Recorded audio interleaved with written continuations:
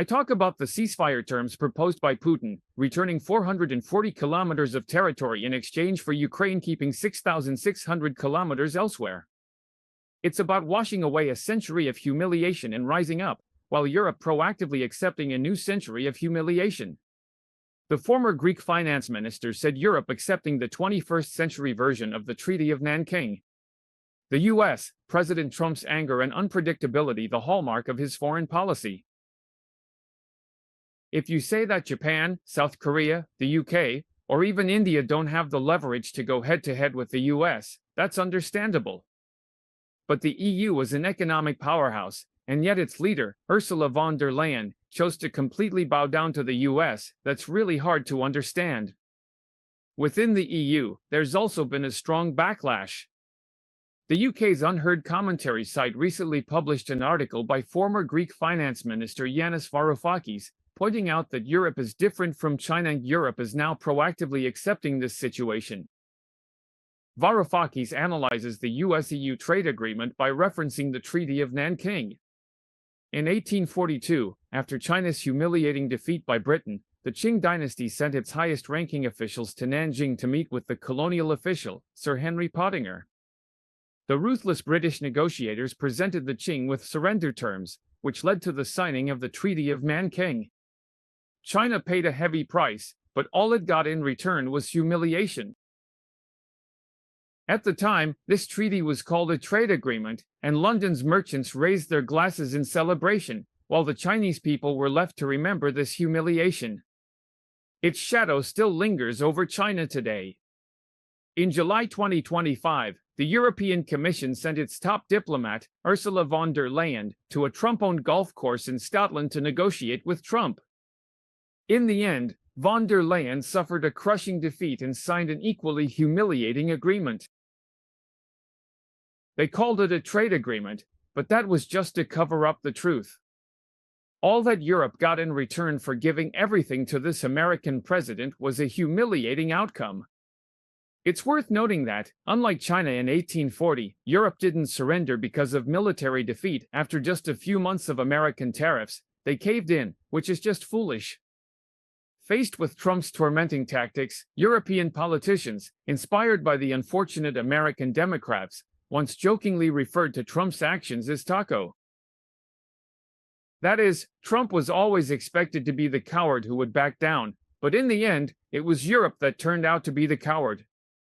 Although European citizens aren't as principled as the Chinese, and maybe won't write epic poems about this humiliating agreement that will haunt the European continent for decades to come, European politicians have already admitted defeat. German Chancellor Merkel called it a dark day, and the EU's Brexit negotiator Michel Barnier condemned this move as a sign of weakness. Barnier represented the EU in Brexit negotiations with the UK. He is someone who deeply understands the position of Macau and knows how to step into the role of a negotiator. He should know exactly how it feels. I, like co-member Keith, say that the details of this EU-US trade agreement are truly embarrassing for Europe. American goods can be exported to Europe duty-free, but European imports to the US are slapped with a 15% tariff across the board. The export tariffs on steel and women's products are even as high as 50%. And this is just the beginning. Europe has also promised to drop taxes on major American tech companies. For these cloud services, they also have to pay a huge sum of cash to appease Trump. By the end of 2028, the EU will invest $600 billion in new economic investments in the US, and will purchase $750 billion worth of American shale oil and gas. In other words, this massive check, totaling as much as $1.35 trillion, doesn't even include the additional costs that European governments might have to bear if they are to fulfill their NATO defense spending commitments, which must also be sourced from the US. Hundreds of billions of dollars in arms spending. When von der Leyen made these new commitments, she overlooked a crucial lesson that Europe should have learned from Trump's first term. Paying Trump a huge sum of cash might be risky, but making promises that can't be fulfilled will have even more serious consequences. First of all, the European Commission has no way to force private European companies to transfer their funds to the US. Secondly, the funds promised and the actual capacity to supply those funds simply don't exist. It's true that German car and chemical companies have already invested in the US to avoid Trump's tariffs, but the investment over the next 2.5 years will fall far short of the promised $600 billion.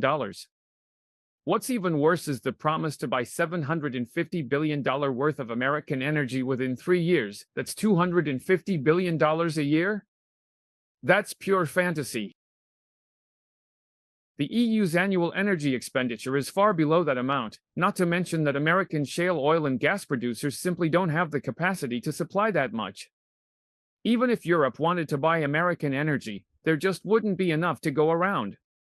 Does Trump not know this? Of course he does. Has Trump forgotten the promises made by former European Commission President Juncker regarding trade with the US? No one remembers those promises better than this American president. Just look at the way Trump looks at you, you can tell he's enjoying this. This is his golden opportunity to slap the EU in the face. For a long time, his dislike for the EU has only grown stronger. Besides wanting to reduce the US trade deficit with the EU and rake in considerable tariff revenue during this period, Trump is also just waiting for the EU to eventually break the investment and energy procurement commitments made under von der Leyen. Once the EU defaults, which is expected to happen in 2028, Trump's last year in the White House, he'll be able to use Europe's breach as an excuse. He'll extort even more humiliating concessions. If you compare this agreement with the UK-US trade deal signed in May, there's no doubt that Trump was much more lenient with Prime Minister Sunak. This has nothing to do with economic factors, pro-England sentiment, or even Trump's dislike for von der Leyen. It seems that, for Trump, there's some other, even more important factor that makes him friendlier to the UK, even at the risk of offending American car manufacturers. For these companies, what's happening now is almost unbelievable. British cars that don't contain any American parts at all can now be imported into the US at a lower tariff than a Ford or GM car that's mostly made in Mexico or Canada but assembled in the US. Why did Trump choose to let British car companies benefit at the expense of American ones, all in the name of making America great again? Is this pressure coming from Trump's core supporters? You have to understand, many of these British car companies aren't actually British-owned anymore. But it's simple. By setting a 10% flat tariff on British goods, including cars, which is 5 percentage points lower than the 15% tariff the EU faces, and at the same time removing the extra tariffs on British steel and aluminum, Trump has driven a wedge between Europe and Brussels as deep as a coffin nail. Even the staunchest pro-EU, pro-Remain Brits have now definitely lost hope. The will to keep fighting to rejoin the EU is gone. That's why Trump is so pleased to see that he's made Brexit permanent, which also signals the kind of event that foreshadowed his own first election victory. Brexit has now become completely irreversible. Farage bluntly pointed out that the EU leadership has helplessly accepted a European version of the Treaty of Nanking, after going through the same 4 painful negotiation stages with the Brexit camp as before, from the US exerting pressure, to us inevitably retaliating, to, if forced, we will. Retaliation, then to rather not sign any agreement than accept a terrible one, and finally, ending up with any agreement will do, we have no way out.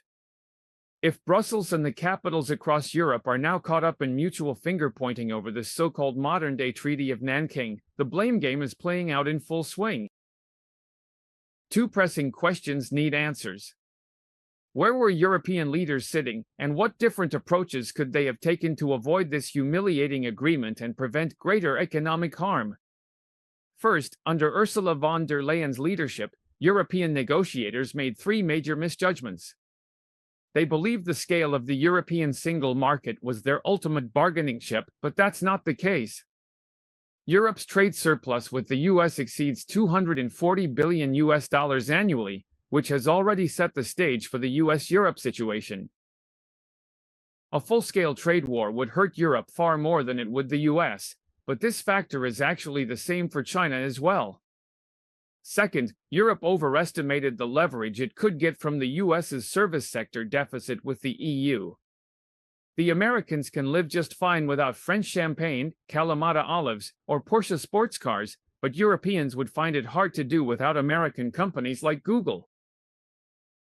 When it comes to software services like YouTube, Instagram, and WhatsApp, Europeans probably couldn't even last an hour without them. In reality, Europe is heavily dependent on the US service industry, whereas China isn't in the same situation.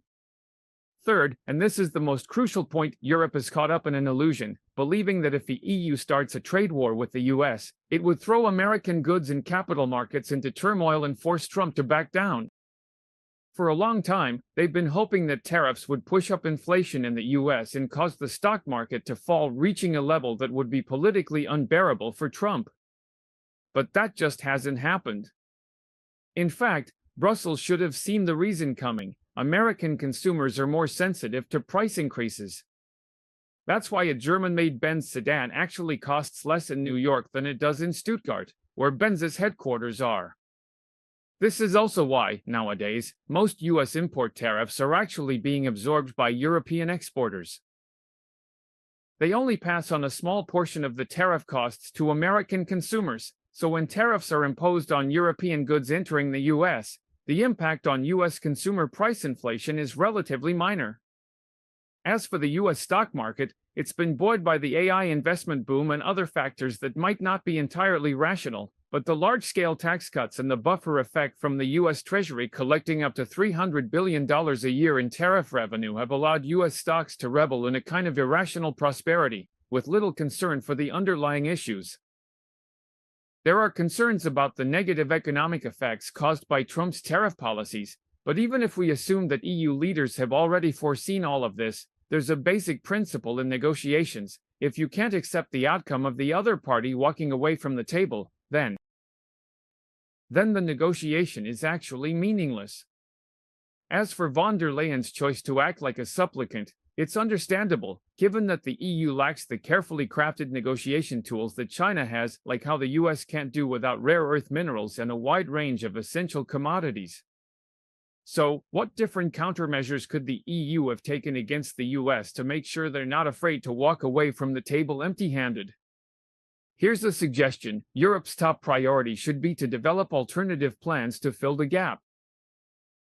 Losing the trade surplus with the US would create a domestic demand gap of about $240 billion. For example, the European Council could announce a comprehensive productive investment plan of €600 billion per year, financed by new bonds issued by the European Investment Bank. With this, Europe would no longer need to rely on the US to sustain its overall demand. In addition, the EU should remove all tariffs and sanctions on key green energy and digital technologies that were imposed on China under US influence, and fight for this by reaching an agreement that includes uncoordinated fiscal expansion measures as part of a business security guarantee. The EU should impose a 5% cloud service tax on all digital transactions by companies with annual revenues exceeding €500 million, regardless of where they are registered. Ultimately, the EU's prudent approach should be to gradually phase out the procurement of liquefied natural gas from the US from its energy mix, and also to gradually phase out US-made weapons among its member states.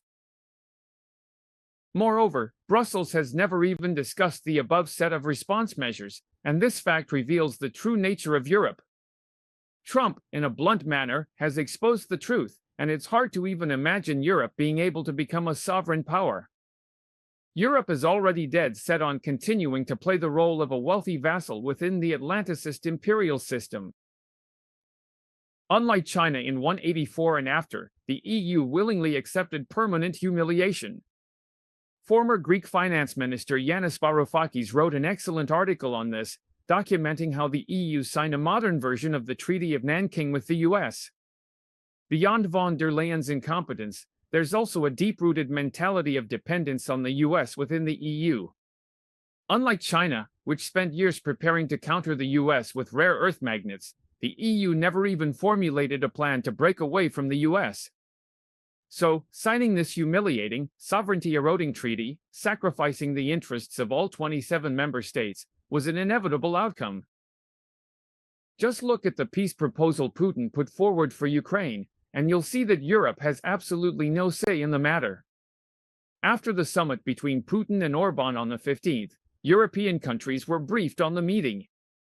According to sources cited by the media, what Putin wants is a comprehensive ceasefire agreement, not just a temporary truce. He proposed that Russian troops withdraw from about 440 square kilometers in northern Ukraine, in exchange for Ukraine ceding a total of 6,600 square kilometers in the Donbass region. In addition, Putin put forward several other demands.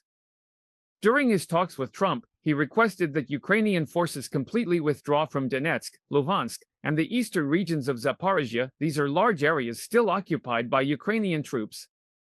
In exchange, Russia is prepared to return the northern part of Sumy Oblast, which it occupies in northern Ukraine, as well as a small area in the northeast of Kharkiv Oblast. According to Ukraine's authoritative military blogs and deep state maps, the area Russia occupies in Sumy Oblast is actually quite limited.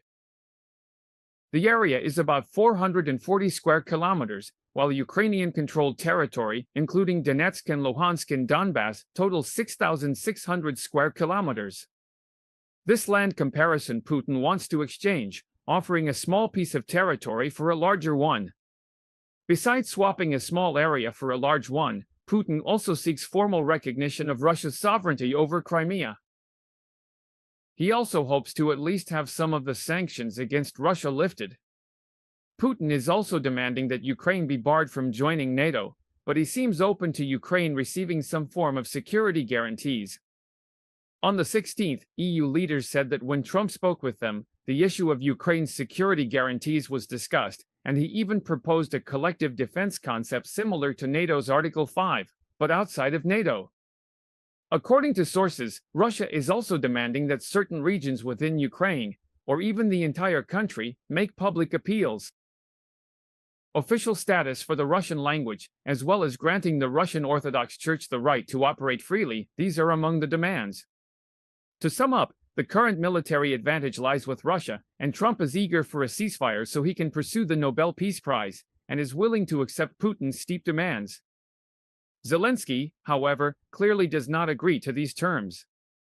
It's unclear what means Trump might use to force Zelensky to surrender. Anyway, when it comes to the issue of guarantees, the EU's role seems rather ambiguous. It looks like they're just the ones left to foot the bill in the end.